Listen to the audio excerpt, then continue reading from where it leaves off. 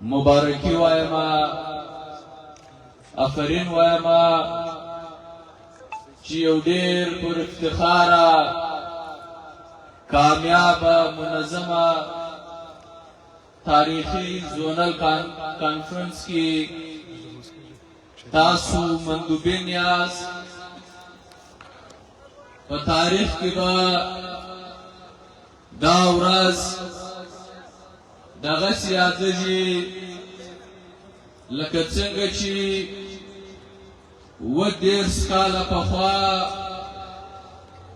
په 1980 کې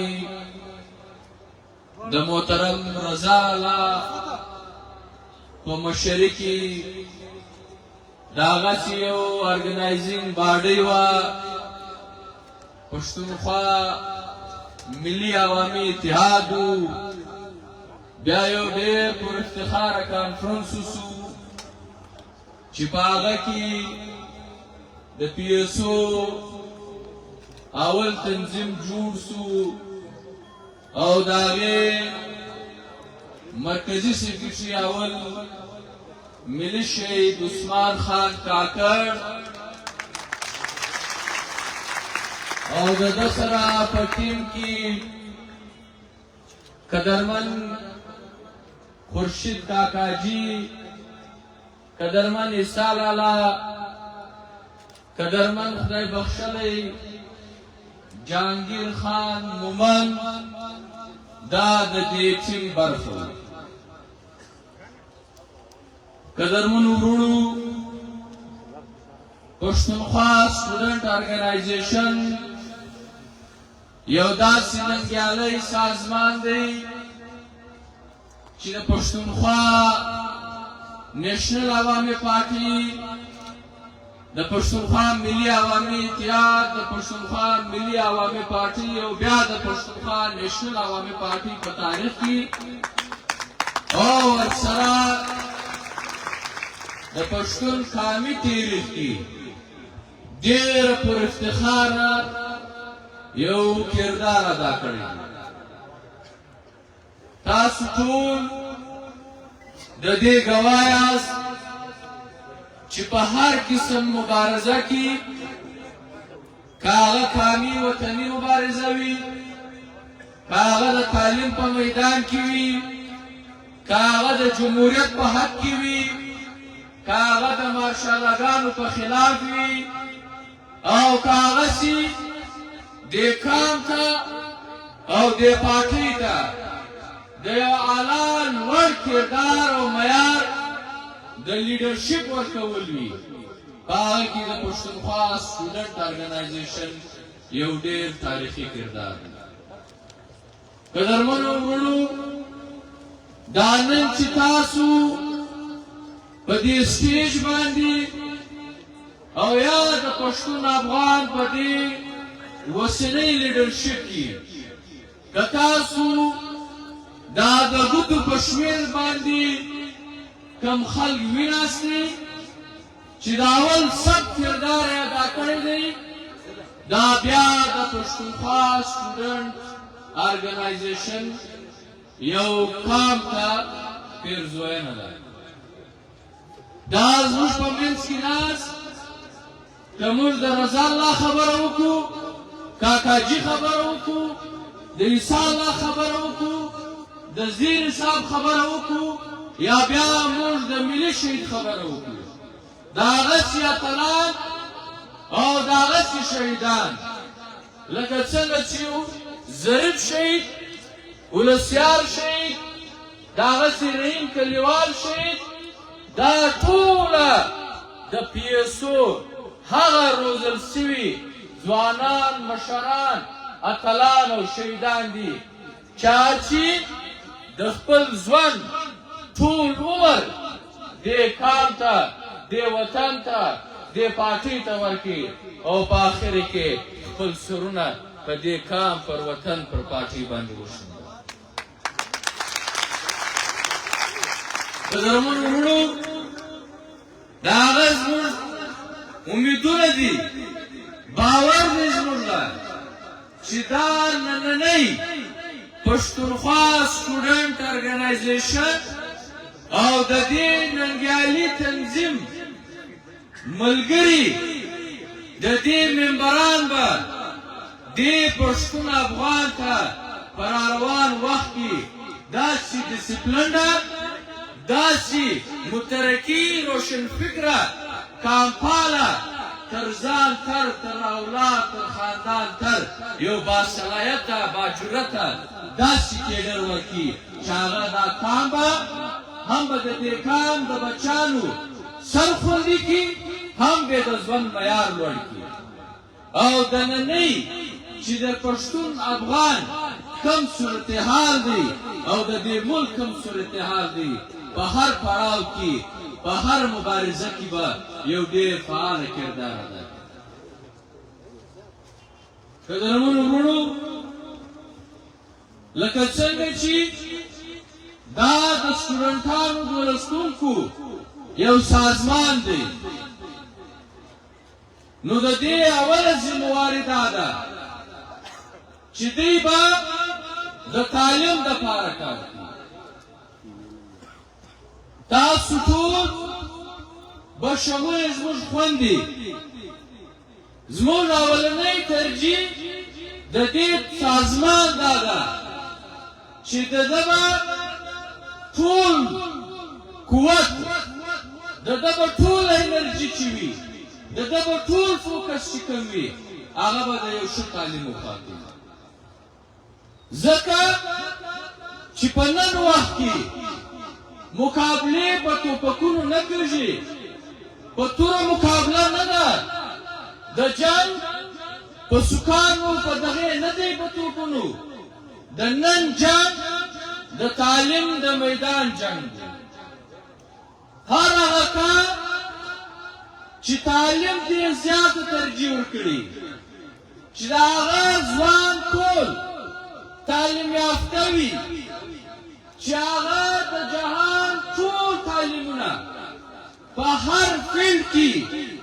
داسې یو نمایه کردار وي داسې یو تعلیمي کارنامې وي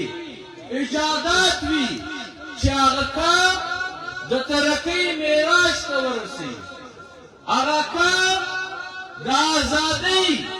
وخوا ته بوځي. نو عزیزانو وروڼو موږ په کار دی چې اول فوکس په دې وي چې موږ به خپلو خلکو ته ولسونو ته کار ته ښه تعلیمي نظام جوړ نن چې دا زموږ غلامي ده نن چې دا زموږ کام در په دره دی د دې بنیادي وجه غیر معیاري او یا موږ به دا خبره وکړو چې د تعلیم نشتون دی زموږ د دې کام د ترقۍ سره د ازادۍ سره د تعلیم د هرې شعبې تعلق شته که هغه انجینرینګ دی که په هغه انجینرینګ کې که هغه سیول انجینرینګ دی که هغه میکینیکل دی که هغه کیمیکل دی که هغه پټرولیم دی که هغه سپیس انجینرینګ دی که داسې نور بې شماره د انجینرینګ فیلډز دي د دې یو ډېر لوی کردار دی که هغه له موږ سره په ساینسز کې دی که هغه له موږ سره په فزیکس کې دی که په بایولوژي کې دی که په کیمستري کې دی د دې ډېر لوی کردار دی که هغه له موږ سره په ایجوکیشن کې دی که هغه له موږ سره په پولیټیکل ساینس کې دی که هغه له موږ سره په هسټري تاریخ کې دی که هغه له موږ سره په سایکولوژي کې دی که هغه له موږ سره په فلسفي کې دی که هغه له موږ سره په داسې اکنومکس کې دی که هغه له موږ سره په اکنومیک ډیولپمنټ کې دی که هغه له موږ سره په نورو داسې شعبو کې دی دا ټول زموږ د کار په ګټه باندې عزیزانو نن تاسو وګورئ جان ترقي وکړه جان ترقي په تعلیم له لارې وکړه جان سپوږمۍ ته وختئ دا جان موټر جوړ کړي हवाई जहाज जोड़ की, मोबाइल जोड़ की, स्पीकर जोड़ की, दगे खल्कु द डेवलपमेंट द तालीम ललारी, द इंफ्रास्ट्रक्चर द इंजीनियरिंग ललारी खपल वतन आबाद की बुलंद और बाला यौ किलोमीटर दासी पर जगवाली बांधी इमारतों जोड़ को दागा था खल्कु पर समुद्रों की इमारतों जोड़ को जजीरे जोड़ के और तालीम चिकम द पॉलिटिकल साइंस और द हिस्ट्री द तालीम मिलारी द जान टूल निजाम द हुकूमती निजाम सोशल निजाम सियासी निजाम दा टूल जोड़ को और तरक्की होता कदरमन रोड़ो द पश्तूनख्वा स्टूडेंट ऑर्गेनाइजेशन मलगरी خوندی د دوی اوله ذمہواری دا جوړه شي چې دوی به اعلی تعلیم یافته وي د تعلیم په میدان کې چې تر ټولو ښه کې کله څه ورته کارکردګي وي پوزیشن وي دا به د پښتونخوا سټوډنټ ارګنایزیشن د ملګرو وي او بالخصوص چې کوم زموږ ملګري د لیډرشپ یا لیډینګ رول وي ذمہواری په لاس کې وي دا به تر ټولو زیات تعلیم یافته او اعلی تعلیم یافته وي دا یو څو میاشتې مخکې یو سیول سروسز افسر یو ډي سي چې هغه د دې ننګیالي تنظیم برخه اوسېدلی و دا د هغه خبره ده هغه ویلې زه د دې سازمان د یو ادارې د یو ایجوکیشن د ادارې زه سیکرټري ومه زموږ میټینګ و ما د تنظیم څخه 3 لوستونکي ایستلي وو دې میټینګ ته ملي شهید راغلی و بیا شکایت وشو د ملګرو لخوا چې زموږ 3 ملګري زموږ د سازمان سیکرټري ایستلي دي پکار دی د دې جواب طلبي وشي نو ملي شهید دا ویلې چې څه وجوهات وو چې تا دا 3 ملګري د دې تنظیم ایستلي دي نو ویل ما دا وجوهات ورته بیان کړو چې عثمان الله دا ما په دې ایستلي دي چې دا 3 سرار کار دا په خپل کلاس کې دا فیل شوي دي دا سبق نه وای دا به څنګه د زموږ د تنظیم ملګري چې دی په کلاس کې فیلږي دی سبق نه وای دی کالج یونیورسټۍ له په دې راځي چې دی ټایم پاس کړي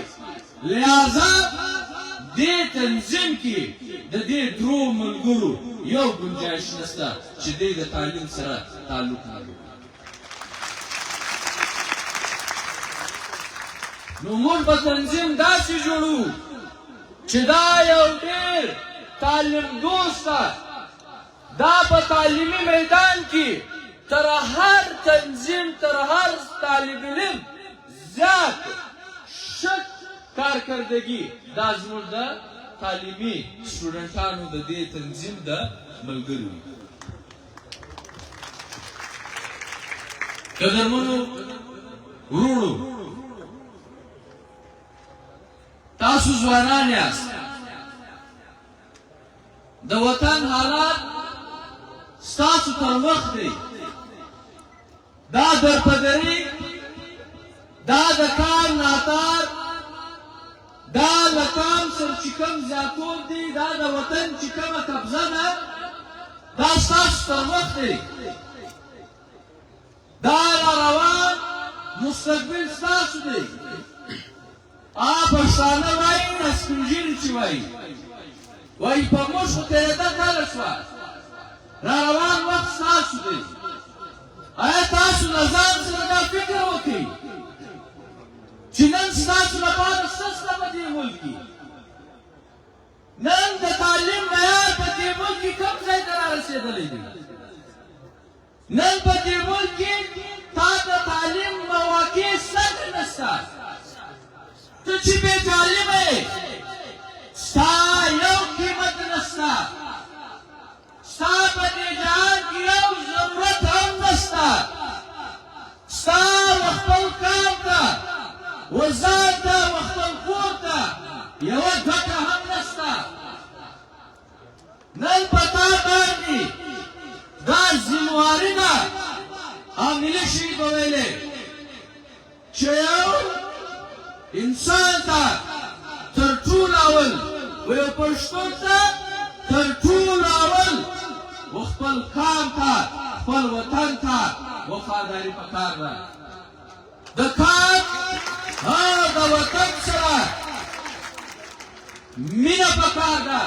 د هغې بعد ځان راځي اولاد راځي خاندان راځي خپل راځي نن تاسو وګورئ په دې نننۍ پاکستان کې په دې ریاست کې امن امان نشته روزګار نشته جمهوریت نشته انساني ازادي نشته نن ته سیاست نشي کولی نن ستا په خپلو وسایلو باندې چې بې شماره وسایل دي دومره وسایل دي چې د جهان یو کام داسې وسایل نه لري دا پښتون افغان لري داسې یو خاوره داسې لوکیشن یې داسې درکړی دی که په مځکه وي که په اسمان وي کله چین راځي ګوادر ته ځي که د هندوستانه بیا ځي یورپ ته که په هره خوا باندې راځي د پښتون افغان په دې خاوره به که په مځکه وي که په اسمان کې ته راځي ته به زما په خاوره باندې ته راځي عزیزانو ځوانانو ستا د نیکهګانو تاریخ دا د ډېرو لویو کارنامو ډک دی پښتون افغان په دې 15 کال تاریخ کې دا ستا وطن دا د مذهبونو ځانګړې اوسېدلې ده د تیزابونو ځانګړې اوسېدلې ده تیزابونه دا د پښتون افغان له دې تاریخه له دې خاوره زېږېدلي دي مذهبونه دلته زېږېدلي دي دې پښتون افغان داسې بادشاهي کړې دي چې جهان ورته حیران دی په خپلې بادشاهي کې داسې کارونه داسې ایجادات داسې طریقیان یې راوستي دي چې جهان ورته حیران دی نن یې هم مثال ته نشي پیدا کولی خو بدبختي دا ده چې نن ستا کام دا د جهان تر ټولو در په دره کامونو کې په صف اول کې یا به زه دا وایم په سر کې دی ولاړ دی ځوانانو خبره دا ده چې موږ به سیاست کوو دا د سیاست نه کول دا دوه لازمي جزء دي سیاست ورسره تعلیم که په دې کې یو هم نه وي که ستا تعلیم وي ته سیاسي نه یې ته نه د ځان په ګټه نه د جهان په ګټه او د هغه چې که ته سیاسي یې ته تعلیم یافته نه یې ستا سیاست نه تا ته ګټه نه رسي نه پارټۍ ته ګټه ورسي نه دې کام ته ګټه ورسي ځوانانو پښتونخوا نیشنل عوامي پارټۍ پښتون افغان د جهان محکومه قومونه د دې سترګې نن تاسو ته دي دا تا ته ګوري چې دا سازمان به په اوسنی وخت کې د دې ملک او د دې قوم د دې وطن چې کومې بدبختیانې دي د دې هرې بدبختۍ د مخنیوي لپاره دا سازمان به یو ډېر شاندار کردار ادا کړي ورسره دا هیله ده له تاسو څخه چې زموږ دا سازمان به په راروان وختونو کې لکه په دې پریزیډیم کې چې ناست دي دا سازمان به دې پارټۍ ته دې کار ته داسې اقدام وکړي چې هغه به دا کام او دا وطن د دې ناکاره د دې بدمرغۍ راباسي. عزیزانو ورونو لوستونکو او زموږ ډېرو قدرمنو خویندو، دا یو ډېر د خوشحالۍ ورځ ده. په تاریخ کې به دا ورځ په ډېرو زرونو الفاظو باندې بیانېږي چې یو لښکر، یو پیاوړی تنظیم د ډېرو لوی بورانه چې د 14 بعد راغلی، له دې ډېر لوی بورانه بعد دا لښکر، دا تنظیم بیا په پښو راووت. بیا یې خپله صفبندي وکړه، بیا یې خپل صفونه بیا سم کړل، ارادې وکړې، خپل تنظیم یې جوړ کړي. او د دې که موږ هر څو د دوی کور ودانۍ وکړو دا کم دی. زموږ هغه پخواني ملګري، د PSO سره تعلق لرونکي زموږ ملګري، دوی ډېر لوی بوران مقابله وکړه. دوی دا تنظیم چې نن تاسو دلته ناست یاستئ، دا تنظیم یې بچاو کړي، د دې تنظیم حفاظت یې وکړئ، تر تاسو یې راورسوئ. دا ارګنایزینګ باډي نومان یې ما سره مکمله نشته، خو د ارګنایزینګ باډي او لطیف خان پکښې هم یې د هغه مقابله وکړه، دا بوران مقابله وکړه، هم یې د دې بوران نه بعد چې پارټي خپل لښکر جوړ کړي، منظم یې کړي، د هغې بعد تر نن ورځې پورې دا لښکر یې سره راغونډ کړي، منظم یې کړي، لار یې ور وښکاره کړه. او نن یې دا تنظیم، دا ننګیالی تنظیم یې ستاسو په غېږ کې در واچوي. اوس دا ذمهواري ستاسو جوړېږي. دوی ذمهواري پوره کړه، په ډېره مړانه یې پوره کړله، تاسو ته یې نن راوړله کړه. نن ستاسو ذمهواري څه جوړېږي؟ نن ستاسو ذمهواري دا ده چې تاسو به د پښتونخوا سټوډنټ ارګنایزیشن د آیین او د منشور مطابق دا تنظیم به یواره بیا هغه میراث ته رسواستئ چې د جهان ټول د لوستونکو چې سازمانونه دي هغه ټول دې کاریان شي چې دا پښتونخوا سټوډنټ ارګنایزیشن دا یو داسې تنظیم دی چې له دې ځایه پکار دی چې جهان ټول تنظیمونه یو زده کړه وکړي.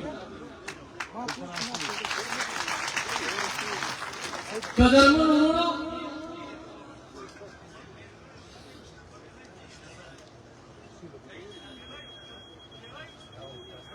استادان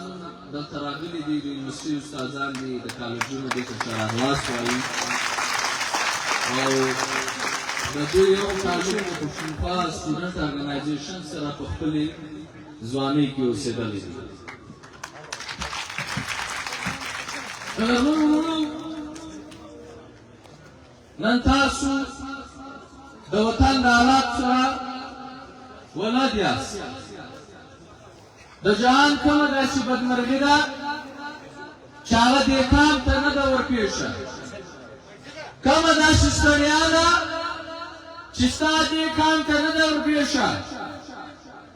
دهشتګردي ده، بدامني ده، روزګار نشته، کاروبار نشته، نوکري نشته، صحت نشته، تعلیم نشته، سړکونه نشته، د څښلو صفا اوبه نشته، بجلي نشته، ګیس نشته، شناختي کارت ستا بلاک دی، پاسپورټ ستا نه جوړېږي، لایسنس ستا نشته. د جهان په یوه سیالي کې ته نه یې. نن په دې ملک کې تا ته بنیادي ښاري حقوق چې کوم دي دا دې پښتون افغان ته نن په دې ملک کې نه دي حاصله داسې ورځ نشته چې د پښتانه وینه په یوه نامه پر بله نامه باندې د دین او د دنیا پر نامه باندې د کفر او د اسلام پر نامه باندې داسې ورځ نشته چې ستا وینه نه تویول کېږي که لرغونو وروڼو که ځوانان دي که سپین ږیري دي که مشران دي که نران دي که زنانې دي که علما کرام دي که سټوډنټس دي که پروفیسران دي که انجینران دي که طالب علمان دي که کاروباریان دي که د هرې طبقې سره که سیاستدانان دي که د هرې طبقې سره تعلق لري که زموږ خویندې دي که زموږ میندې دي دا ټول د دې دهشتګردۍ شکار شوي دي قدرمنو عزیزانو نن په دې جهان کې تر ټولو لوی مسافر کار چې کوم دی دا ټکي استعمالوي غلط چې دی وایي مهاجر دی دا کډوال چې کوم دی دا پښتون افغان دی نن په کروڑونو په حساب باندې نن په کروڑونو په حساب باندې په افغانستان ځه او په پاکستان کې د پښتانه په وطن کې چې کوم خلک دي یا دا په پنجاب کې آباد دي یا په سند کې آباد دي یا د ملک په نورو د جهان په نورو ملکونو کې آباد دي دا د شی ورځې نه دي تللي دا د مستۍ نه دي تللي دا د عیاشۍ لپاره نه دي تللي چا خپل کور پرېښودلی بچان یې پرېښودي دي عزیزان ګریبان یې پرېښودي دي غم یې پرېښودي دي شادي یې پرېښودې ده وطن یې پرېښودي دي کور یې پرېښودي دي دی په مزدورۍ پسې ورک دی په مزدورۍ کې به دی ورک دی په دې غني وطن کې پر ده باندې بدامني دهشتګردي پر ده باندې مصنوعي بدۍ په ده باندې مسلطه دي دی د خپل وطنه بېل کړی دی په سوات یې رانیولي بیا د هغه چې راځه وزیرستان ته په لکونو کورونه په دهشتګردۍ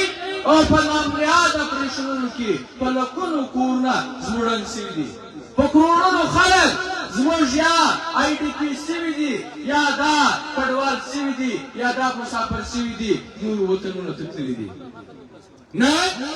باوجوده د دې چې زیاتوب د دې کام سره وشو وینې توی شوله وحشت ورسره وشو بربریت پر ده باندې وشولی د ده ژوند یې مفلوجه کړی بیا هم زړه نه سړېږي که دی په کراچي کې آباد دی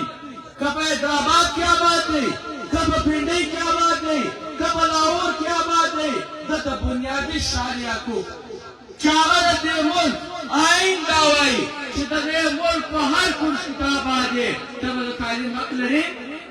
ته به د علاج حق لرې ته به د ښه سړک حق لرې ته به د نوکرۍ حق لرې د شناختي کارت پاسپورټ د لایسنس حق لرې ته د امن و امان حق لرې د سر و مال د تحفظ حق لرې ته د کاروبار حق لرې نن عزیزانو ځوانانو دا ټول ځوانان دا به دلته لس چنده وایي خو دا نن مزدوران دي په مزدورۍ پسې تللي دي نن په کراچي کې ورشه ستا څه صورتحال دی د کراچي رنګه ترقي یافته ښار کې چې د جهان هر سهولت شته هلته نن هم هلته ورشه پښتون د بنیادي ضرورتونو ځای دا معلومه دی نن د دې ملک هره ادارې لاسونه که هغه انټلیجنس ادارې دي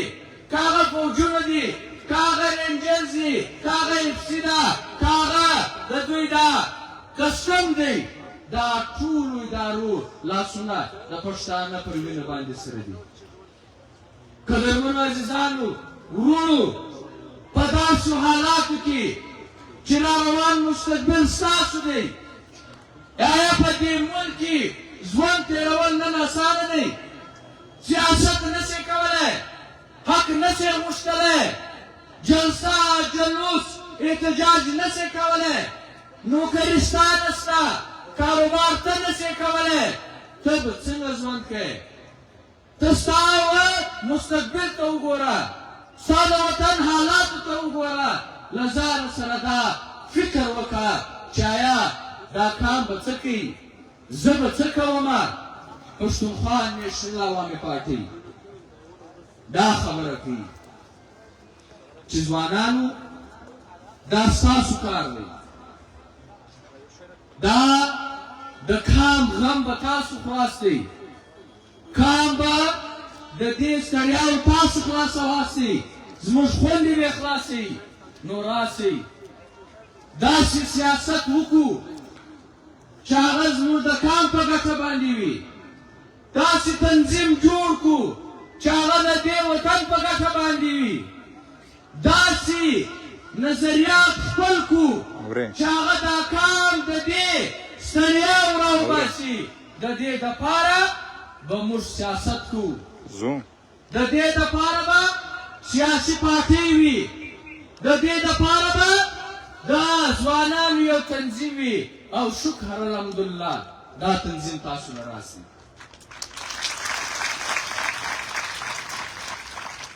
خو ډسپلن غواړي، پابندي غواړي، ذمہواري غواړي. موږ ټول پکار دی خود ساخته پابندي پر ځان باندې وکړو. دې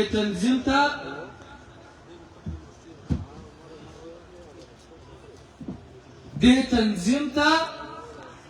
پکار دا دی چې موږ خپل خدمات وکړو، دې پارټۍ ته خپل خدمات وکړو. موږ د دې پیسو د آئین مکمله پابندي وکړو، د اصولونو مکمله پابندي وکړو. موږ په دې تنظیم کې د هر قسم د منفي سوچ، ګوره د ژوند دوه شیان اخر هغه دغه زما ویستو چیرمن صاحب ما ته وایي چې یو عالم سړی و هغه ویل زما د ژوند آخر چې ما کومه نتیجه راایستلې ده هغه منفي سوچ او مثبت سوچ. د پښتونخوا سټوډنټ ارګنایزیشن که خویندې دي که ورونه دي، د دوی فکر به مثبت وي، سوچ به مثبت وي. دوی به منفي سوچ نه لري. دوی که تنظیم کوي په مثبت سوچ به کوي، که د کام خدمت کوي په مثبت سوچ به کوي، که بیا سیاست کوي هم په مثبت سوچ باندې به کوي. نو بیا موږ کولی سو چې هم د ځان سر خوندي کړو، هم د ځان د ژوند معیار لوړ کړو، هم د دې کام د بچیانو سر خوندي کړو، هم یې د ژوند معیار لوړ کړو.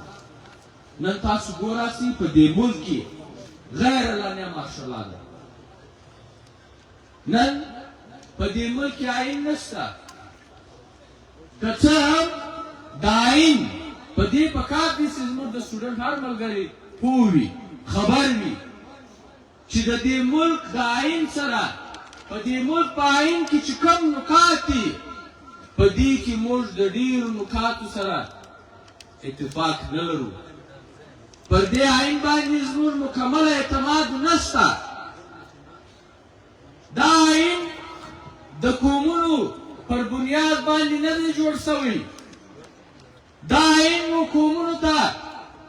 ازادي او خودمختاري نه ده ورکړې. نن په دې ملک کې 15 قومونه آباد دي. پښتون دی، بلوچ دی، سندھی دی، سرایکی دی او پنجابی دی. پښتون په خپله خاوره آباد دی، دا نور قومونه په خپله خاوره باندې آباد دي. پښتونخوا نیشنل عوامي پارټۍ دا وایي چې د دې ملک آئین به د دې قومونو په خوښه باندې جوړ شي. یو وفاقي نظام به وي، لکه نن چې وفاقي نظام دی، وفاقي حکومت اسلام آباد او صوبې دي. موږ دا وایو چې دلته د 15 صوبې وي، د پښتانه خپله صوبه، د نورو قومونو خپلې صوبې وي. د پښتانه کومه صوبه؟ دا ستا تاریخي خاوره د بولانه تر چتراله چې نن دا ستا دا جنوبي پښتونخوا چې موږ یادوو،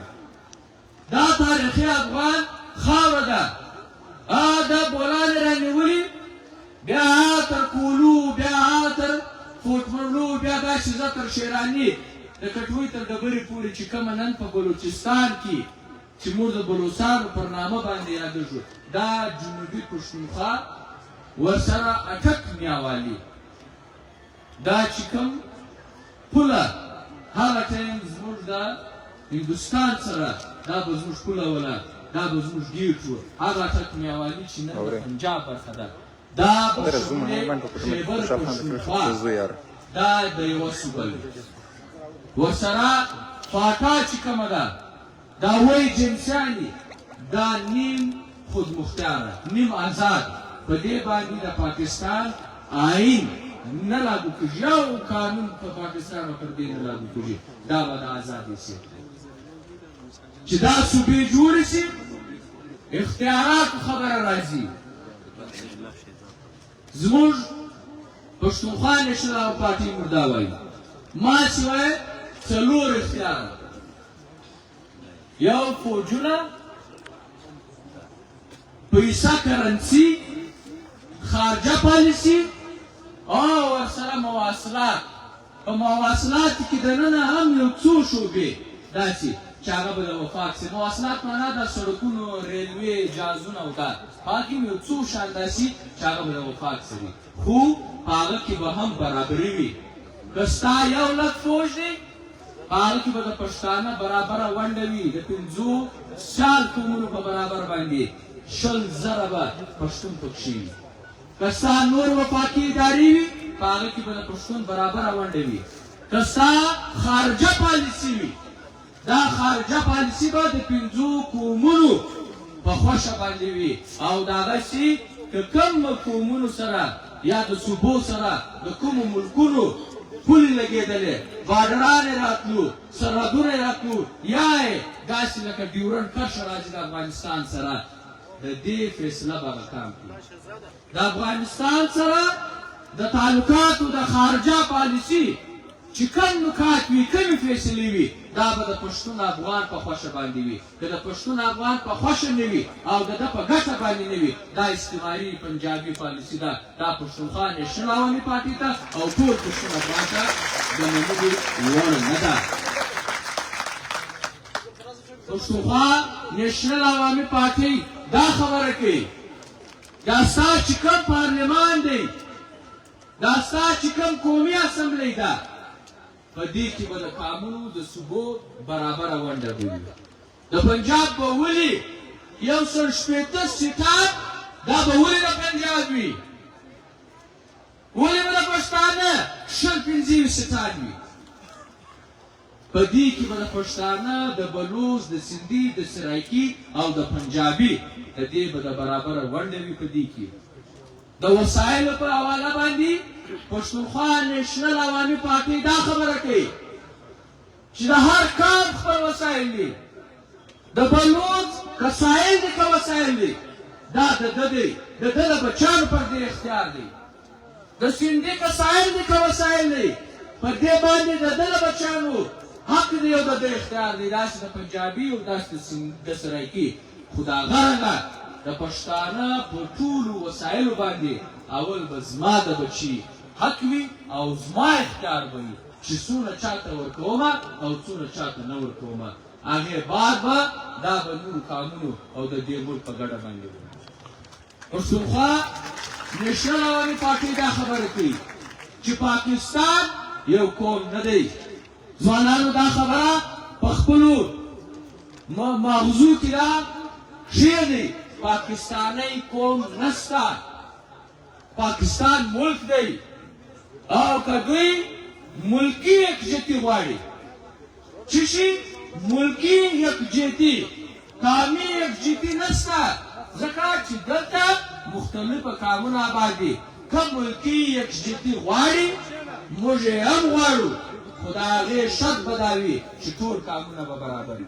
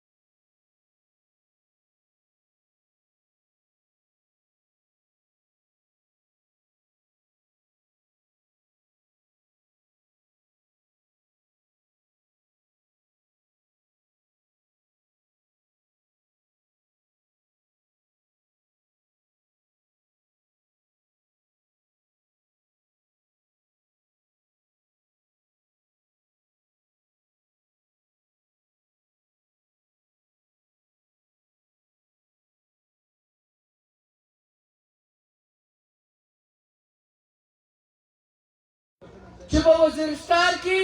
موږ ته یو چا خبره وکړه چې درې زره ټرینډ دهشتګرده دا به راځي د دې زیاته برخه به جنوبي پښتونخوا ته را روانه وي. نن د شیراني د ژوب، نن د ارنایي د دوکۍ،